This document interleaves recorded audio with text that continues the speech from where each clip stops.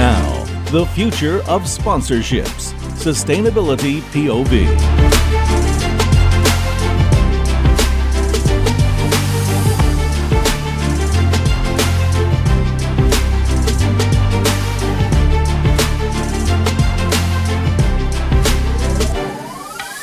All right, a big thank you to Tomer and his panelists, Omar, JB, and Samuel.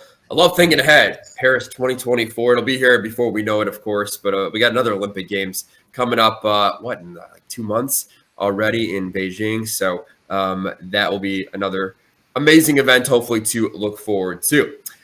Moving on to our next panel. I know these folks are ready to go and excited to share their knowledge with you. As you all know, sponsorship plays such an important role in the future of sports. And what about the future of the planet as well? Please enjoy this conversation with 5 experts about how sponsorship can and will have to be more sustainable. Thierry, I will pass the baton to you.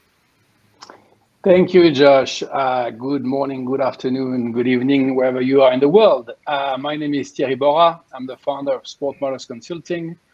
What I'm trying to do is I'm just passionate about sport, and I'm trying to make sure that we can create a positive impact. And I'm trying to advise my client in leveraging this. I'm thrilled today to have 4 brilliant minds with me to discuss these important topics. Starting with Lauren Hamlin. Hi, Lauren. She's the head of Open Innovation at Under Armour, and she will tell us why open is innovation and how Under Armour is approaching sustainability.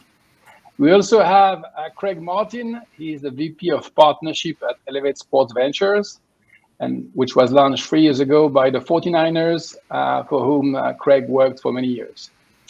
We have also Ricardo Fort, the founder of Sport by Fort Consulting, who has previously led the global sponsorship department of 2 major sponsors, Visa and Coca-Cola, dear friend.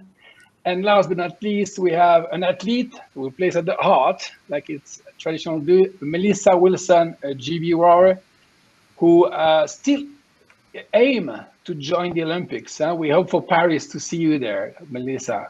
But pending that, Melissa has been really focusing on leading several campaigns as part of Champions for Earth. She partnered with Anna Mills recently to launch Athletes of the World. And you may have seen that they brought together 50 Olympic and Paralympic athletes together to produce a video to try to influence the COP26. So welcome to all of you. We have 30 minutes to discuss sponsorship and sustainability. I wish we have more time. I wish we were together on the same place. But we're going to try to keep that informal conversation together. What I would love to try is to better know each other. I will give you the exercise of the elevator pitch. I will give you 1 minute each to try to introduce yourself and explain what you do and what sustainability means for you in your daily job. Let's start with Lorena. Thank you, Thierry. And thank you, Oren and Fernanda, and everyone at Coliseum for having me here today. I'm thrilled. I'm Lauren Hamlin. I lead our open innovation practice at Under Armour at our global headquarters in Baltimore, which means I look for new products, inventions across the board. And more that has taken on a role of sustainability, whether it be a product, a process, manufacturing process. So that's a very broad funnel. And I'm excited to be here with the rest of the panel today. Fantastic, you're great. Craig, can you jump in? Yeah, good morning, everybody.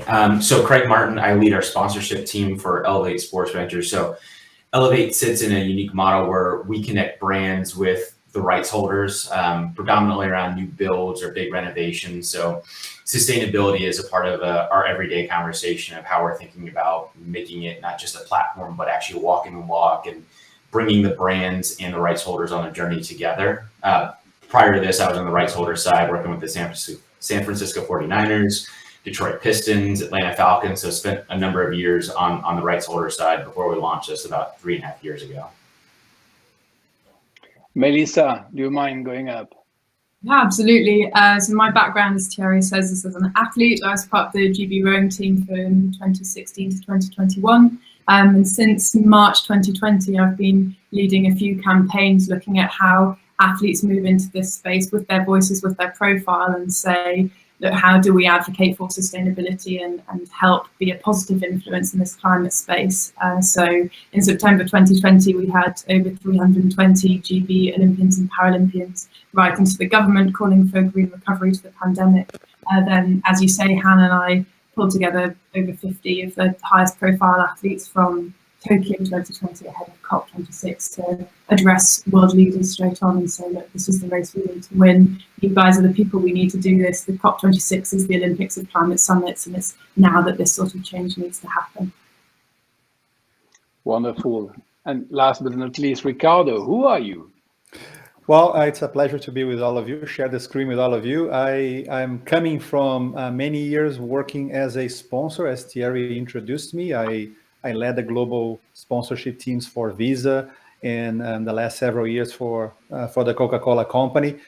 And I'm passionate for sustainability and marketing and sponsorships. And I realized that most sponsors, they look at sustainability as a barrier or as a distraction for their projects. And I see it as an opportunity to make the sponsorship work better, more interesting, more meaningful. And by doing this, get the companies, the private sector, the sponsors to play a more interesting, more active role in driving the sustainability agenda and driving change that we all need in our world. So this is a little bit of my background. Today I'm an independent consultant. I founded my own firm to work with sponsors and work with rights holders, among other things, on the sustainability side. Great, and you're throwing the debate. So let me turn to Lauren. Ricardo was talking about distraction or opportunity for brands. What do you think as a brand owner today with Under Armour? I mean, for Under Armour, I think several things. One is the importance of authenticity. I think you run the risk of greenwashing and jumping on the bandwagon, and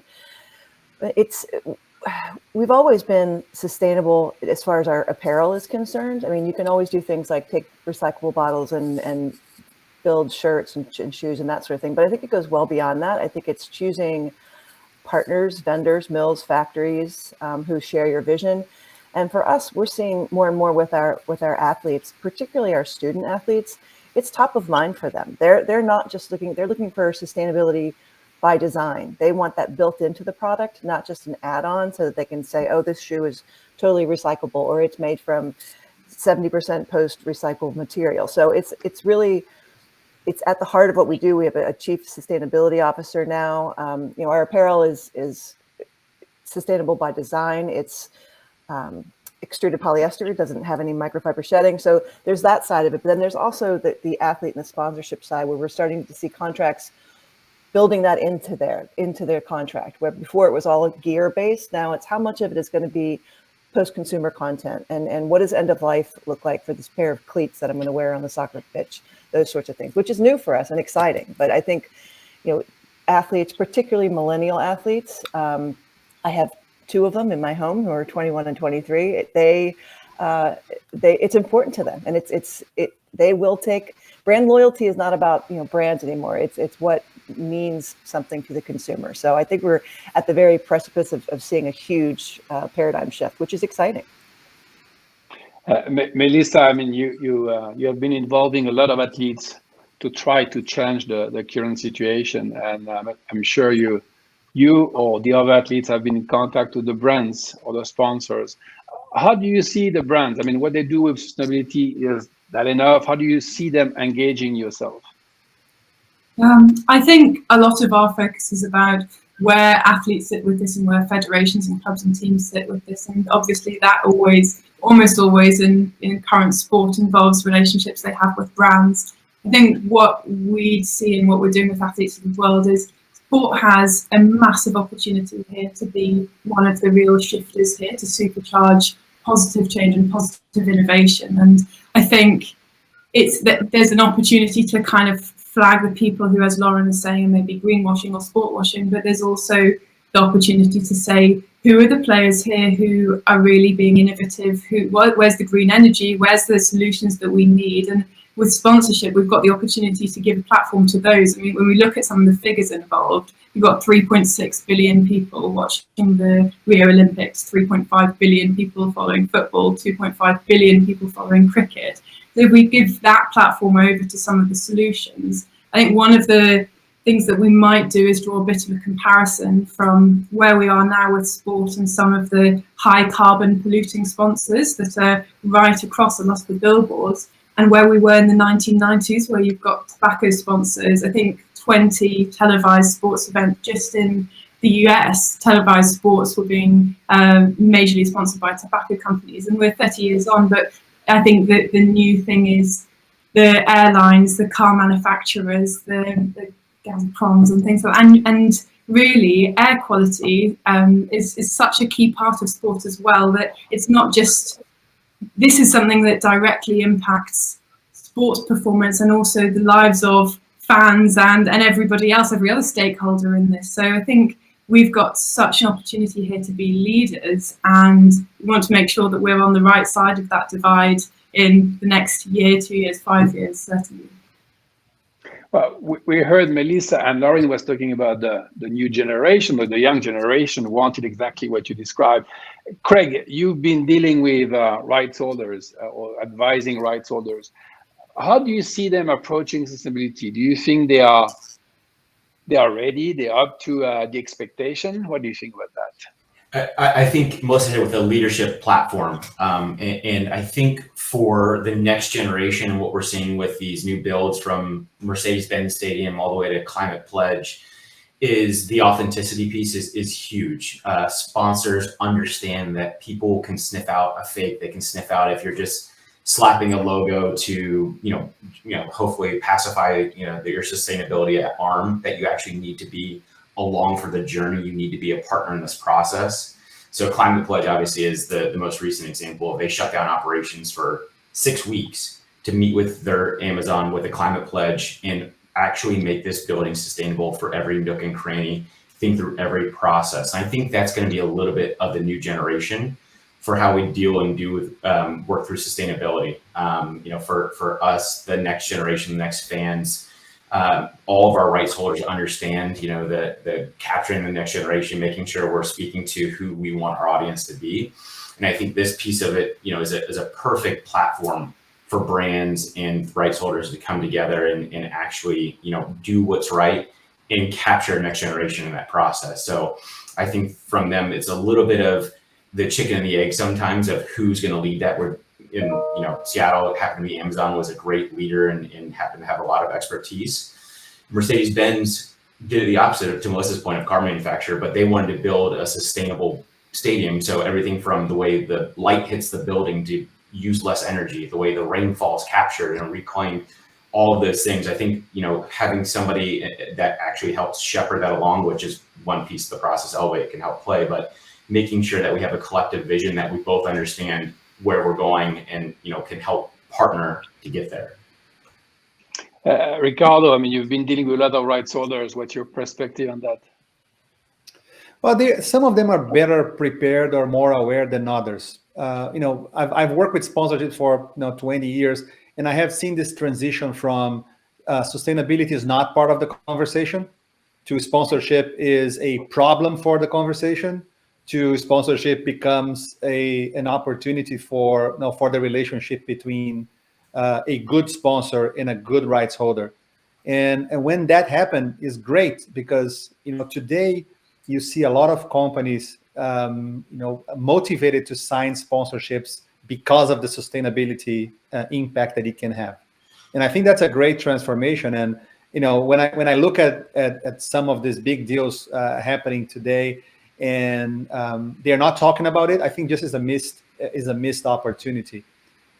For me, I think that the biggest, the most impactful thing that everybody involved in sports can do today is to work with each other. Because sometimes I still see, from the rights holder side or from sponsor side, I don't want to talk about it. I don't want to work with you because you pollute, or I don't want to work with you because you have plastic. And I think it should be the other way around. Companies that pollute, they are responsible for fixing this. Companies that have plastic, they are supposed to do something about it.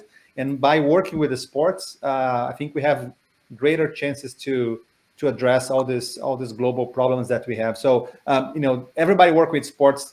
If they join in efforts to solve these problems, I think we're going to be more effective.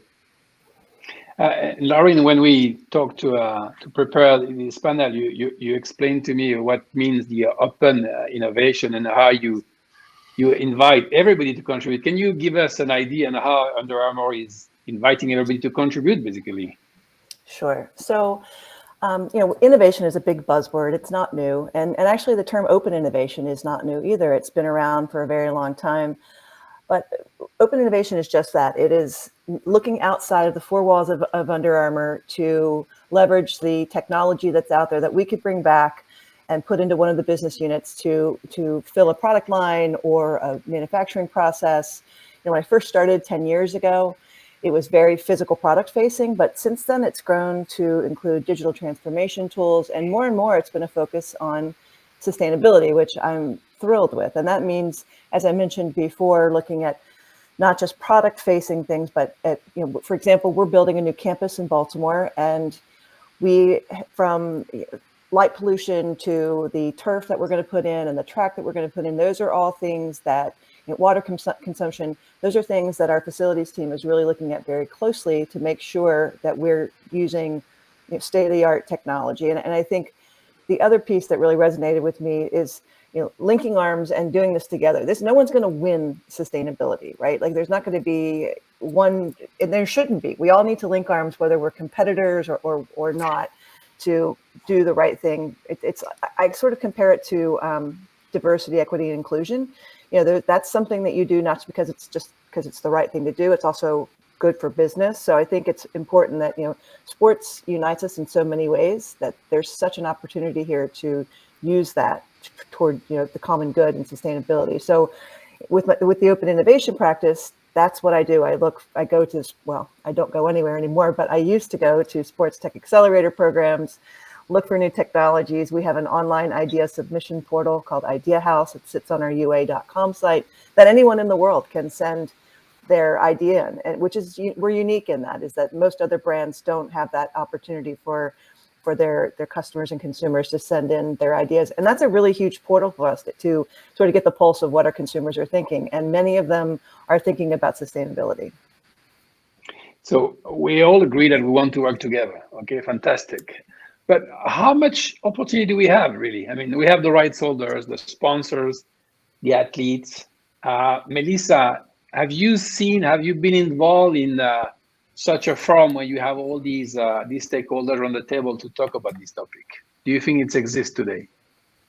I think the IOC has done some work in this space. I'm aware of some collaboration with Coca-Cola. Certainly, maybe you guys are a better place to explore that. But I think it's something that's coming onto the horizon. I do see a massive opportunity there where you've got increasing number of athletes who are caring about this. Lauren flagged that as well as millennial group, as well as federations who are wanting to lead and show ambition, and an increasing number of brands who are also concerned about it. So I definitely think that this is where we need to be joining the dots and where there's a lot of opportunity. The short answer is no, I don't think that that's being done in a big way at the moment, which in itself presents a really exciting space that we can then grow into. So Craig and Ricardo, I mean, have you seen something? And if you haven't seen, why are we not starting something? I'd say it's a great point. The closest I've seen is when we look at actually some of the federation and leagues, where a good example in the States here is the Pac-12, really bringing that about as being, a sustainable conference. And that permeates to the teams and, from all the different multimedia rights holders, and obviously a small microcosm, but all the way to Formula E, World Surf League, and the way they've been able to bring some partners about just by announcing the platform of how they want to and what they stand for around sustainability. But obviously those are independently driven. I don't think there's a larger overarching platform. To Melissa's point, would be a great space to get in. Ricardo, who do you think could take the lead in doing this, if you think it's valuable? I have been in meetings promoted by the IOC where they brought together some of the federations, some of the athletes, some of their commissions, and sponsors to talk about it. And it was eye opening for me because I'll give you just a brief example. When we think sustainability, every sport has a different problem or a different need. So if I talk to Melissa, to Hannah about rowing or any water sport, there's a very high concern on plastic in oceans. There are a lot of sponsors that can be part of this conversation and help to address this problem. When you talk to the Golf Federation, they have a very big problem of water management to keep all the greens green. And very few companies understand water management as beverage companies. Again, when you talk to any outdoor sport federation, track and field, they will talk about water, air quality. So there are a lot of companies that can. So for me, this movement that the IOC started, and I don't know what it is today, but just by bringing the sponsors and the athletes and the federations together, you start identifying, I can work with you. But I don't see a lot of reason to work with somebody else, and just connecting the dots. I think it's a great start, because then you start conversations between sponsors, athletes involved, and each of the federations. I think that it's what's going to impact and to drive change in a practical way. It's true that if we don't bring people together, we create gaps in terms of understanding as well. We saw a year or a year and a half ago the decision about Total and Paris 2024. The refusal of the city of Paris not being comfortable. I would love to hear your thoughts about that. What you would have done if you had the power of taking the decision. Total in or out? Who wants to take the lead? Lauren, what do you think? I am going to defer to the IOC expert. That's what I'm going to do. Well played. Thank you. Okay, Craig, what do you think? Well, I think an interesting, I'll come back to it, but, obviously Tokyo with limited capacity was able to achieve, the net neutral. And that was something that they went after, from electricity, from how they shuttered athletes around to the way they fed them. So it's an interesting model. Having said all that, COVID changed things where we didn't have millions and millions of people traveling and doing and staying and being around for weeks on end. So, for us, I think there's a lesson to be learned in some of the infrastructure. But I think at least having the commitment to get there should have been, that's where partnership comes in. We talk about sponsorship, but truly is a partnership of going to different partners and having that platform that maybe we discussed of how do we at least attempt to get there versus making a decision in a vacuum. I guess the question is, are we bringing Total and trying to address the challenge that we have to face, or are we just refusing them? Melissa, what do you think? I think that's a nice one. Yeah. And I said in one of the first responses, I agree with what Ricardo said early on about we want to work with people and collaborate. I think there's also the piece about, do we endorse and support high polluting behaviors and lifestyles and what we're doing? And at some point, some organizations are going to need to take initiative and draw a line in the sand and say, actually, if you're a tobacco company and we're a sports provider, we're not going to partner with you. And I think it's difficult.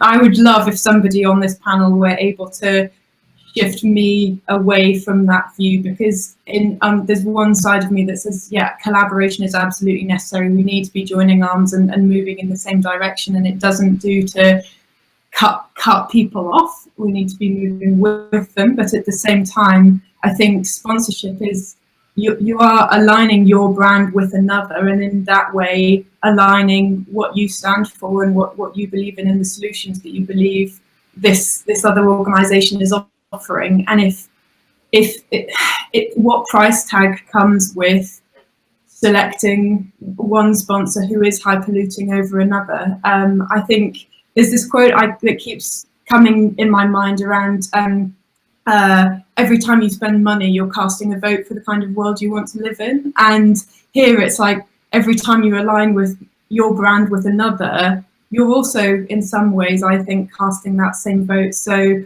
I don't want the athlete voice here to be a naive one that says, oh, right, we've just got to cancel brands that don't align exactly with where we want to be in an ideal world.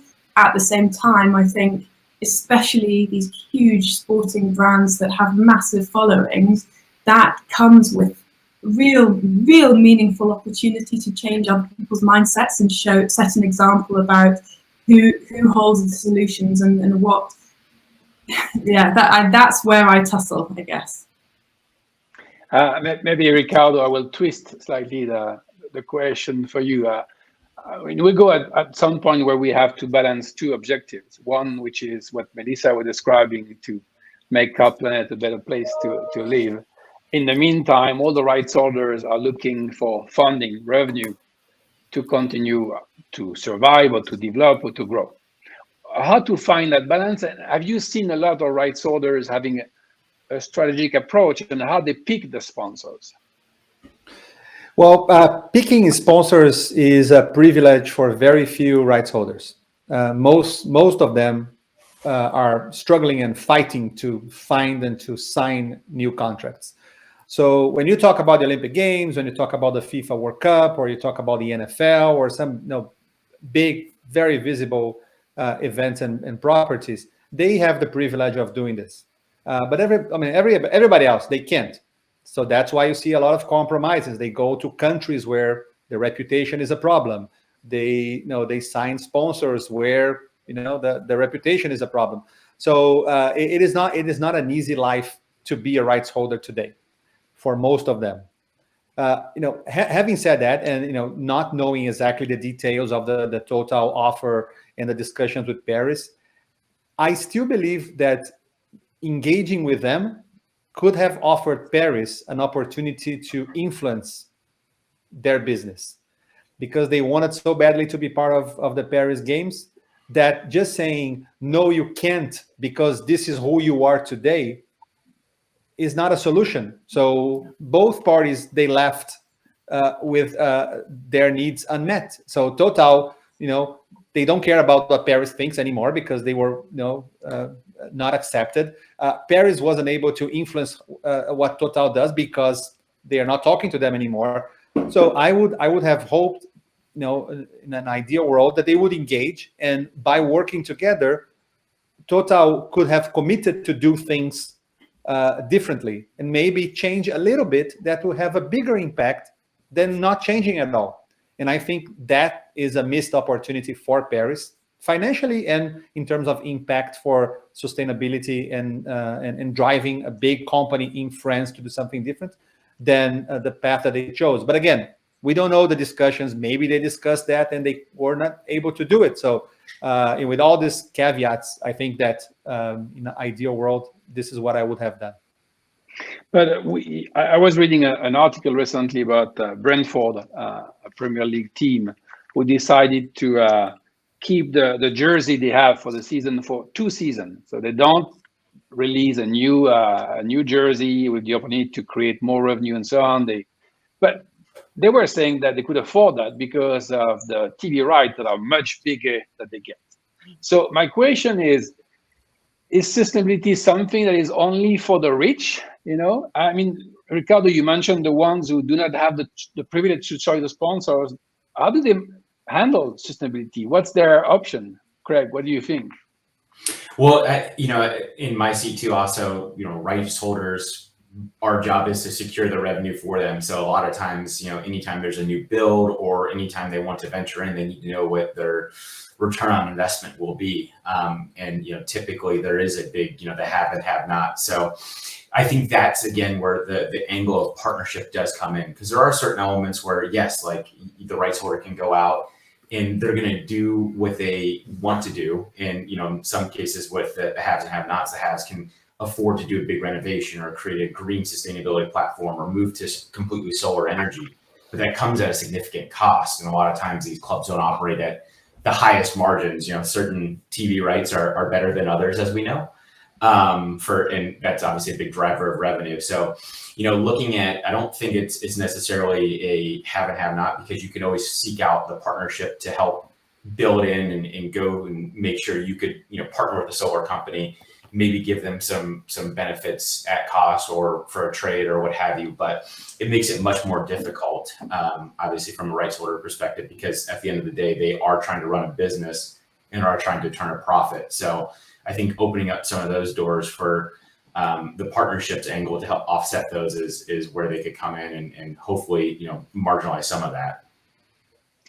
Lauren and Ricardo, maybe when as a brand, when you look at the rights holders, I'm assuming right now you're looking at their sustainability approach. That's something very important for the brands, correct? Oh yes, I mean it's more so for us now than ever, and it's sort of going back to what Melissa said. I think there are going to be some really tough decisions that need to be made, particularly when you look at footwear and the huge amount of waste that is involved in footwear, and looking at ways to maybe move that into other companies that truly have a passion for sustainability. But I just want to quickly go back to the haves and the have-nots and sustainability. Unfortunately, I do think right now we're in a place where sustainability is a luxury. It's much like, at least in the US, organic food, right? Like organic food should be available to everyone, but unfortunately it's much more expensive. So, but you're starting to see prices come down. So I'm hoping that there will be this democratization of sustainability from a brand perspective. We have pinnacle products that are very expensive that have, over 90% sustainable content.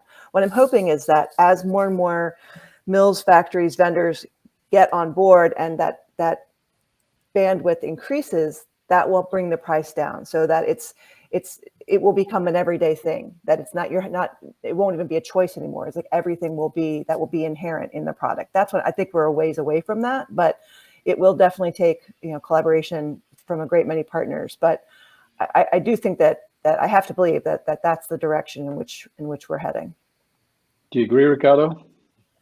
No, I agree. And I also think that although sustainability considerations are not a decision factor today, so rarely a company will look for a partner because of their sustainability efforts. It is a consideration today. So every new briefing that I write for a client that is looking for a partner, sustainability is on the agenda. And we ask them, how can you help this company tell their sustainability stories through your work? And that makes them think about it, and hopefully that will influence them to dial up a little bit their efforts so that they become more attractive to future deals. Melissa, is that new to you, or already how it's managed?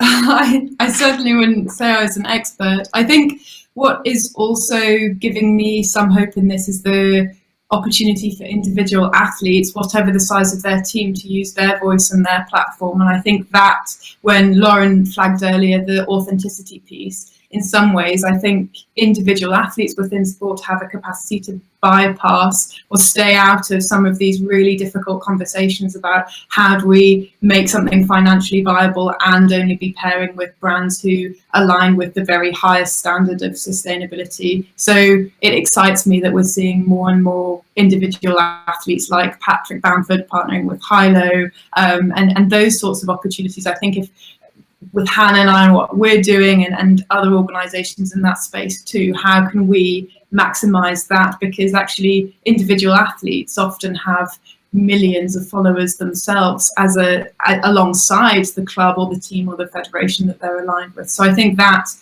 is also an opportunity that hopefully, I think, whereas a club or a team might be under pressure to sign a deal for X million, an athlete hopefully has more opportunity to say, right, I'm going to only align with brands that I really agree with in how they're approaching these problems. I knew we could continue for hours. I realized that I completely screwed up the timing, but I knew it would happen with brilliant panelists and such a topic. But I wanted to thank you so much. I still have plenty of questions. I wish we could continue discussion, but that will be for next time when we can meet live all together. Thanks a million to each of you. It was a pleasure to discuss with you and spend that half an hour together. Thank you very much. And I will give back the floor to Josh. Josh, are you with us? If you want, I can continue. If you give me the floor, I will. Okay, as I have the floor, I will throw a last question, very short one. If each of you can throw one suggestion on how we can improve the current situation, what you would do? Who wants to start? Craig. I think the biggest change I've seen is when the federation or governing body stepped in. So I think if we start affecting and having some, not mandates, let us help you get here. I think that would be a big first step for us when we look at how teams can help follow suit and actually understand and collaborate together.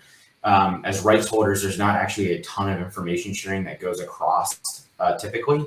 So I think if there's a governing body that, takes that first step to kind of break the seal, it really makes it a lot easier of a transition conversation. And then you have information sharing, which of course leads to better solutions. But I think that would be one thing I'd love to see happen. Rights holders. Ricardo. I would love to see sponsors being valued by what they do. So rights holders acknowledging the contribution of sponsors for their sustainability efforts and reflecting that in their commercial terms. So if I help you solve a problem in sustainability for you, you should charge me less than you're going to charge this other company that does nothing for you. Mm-hmm. So the moment it starts happening, then you're going to see movement from sponsors. The negotiation has started already. Lauren. I would say be intentional. Under Armour has it part of our mission, vision, and values. One of them is act sustainably.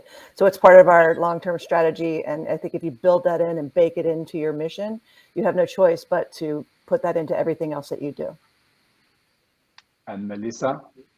I think I am excited to see how athletes can come to the table more and more with this, so that it's not just a conversation that happens between a club and a brand, but it's athletes saying, we will provide exclusive content, we will use our own channels to promote you, provided that these sustainability focuses are front and center and that you're doing something really meaningful here. Wonderful. We have a plan. Melissa, Lauren, Ricardo, Craig, thanks a lot, and looking forward to see you soon. Cheers, everybody. Thank you. Bye-bye. Bye, everyone. Bye.